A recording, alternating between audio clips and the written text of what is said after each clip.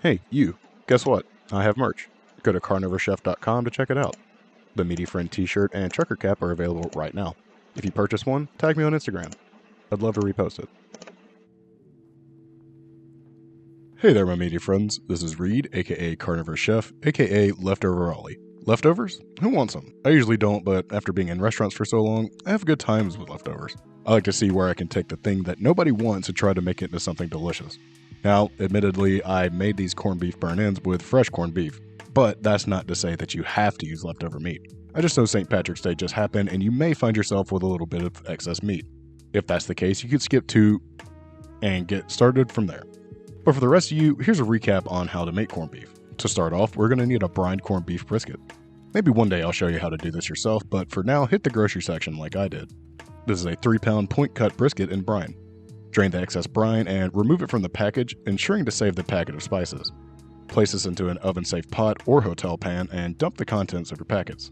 This contains things like coriander, juniper berry, black pepper, and bay leaf. Once that's added, pour in enough water just to cover the brisket. If you're doing this in a pot, bring the water to a simmer and cover with a lid or foil. Alternatively, you could place this brisket into a deep baking dish and pour over boiling water, cover it, and place this into your oven.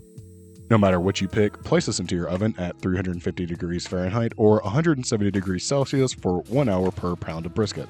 In the meantime, let's make a little rub for these burn-ins. Grab a whisk and a bowl and add in the following: 2 tablespoons of collagen, 1 tablespoon of erythritol, 1 teaspoon of granulated garlic, 1 teaspoon of granulated onion, a half teaspoon of ground coriander, 2 teaspoons of smoked paprika, a quarter teaspoon of black pepper, and 1.5 teaspoons of salt. Feel free to add even more or no erythritol or any sweetener of your choice, if you so desire. The 1 tablespoon I added did just enough to round out the flavor of everything, but I wouldn't say that it's necessary. Give this a juicy whisking, set aside, and let's give our corned beef some attention. It should receive a knife rather easily. The outside is gray, but the inside should still be a nice bright pink. Thanks, Prog Powder number 1. If you can't tell, I was a bit patient and pulled mine far too early. Let this cook a bit longer if it needs to, just so it's a bit more tender at the end. For the burn-ins, let's chop this up into bite-sized chunks. I don't really know what constitutes bite-size, so use your mouth for reference. I'm sure you've done that before anyway somewhere.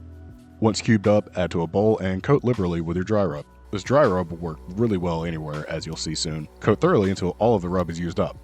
Place this onto a sheet tray and into an oven at 450 degrees Fahrenheit or 230 degrees Celsius for 10 to 15 minutes, or until you have some nice char on the pieces. Like I said, try to get your corned beef a little more tender beforehand because these will cook a bit more. I think that should have been given in the first place, but I'm the one that made the mistake and apparently need to reiterate it to myself. Plate these up and add a little more salt if so desired. I'm going to take this first bite, which is for my Patreon community. I will now be uploading videos a day early on there, so if that's something that you're interested in, the link is in the description below. Savory, Swedish, and aromatic. These are just a few words I'd use to describe myself. These burn-ins. This was a nice little treat, and I'm now looking forward to using this rub again. You can be a nice little treat too by liking the video and subscribing to the channel.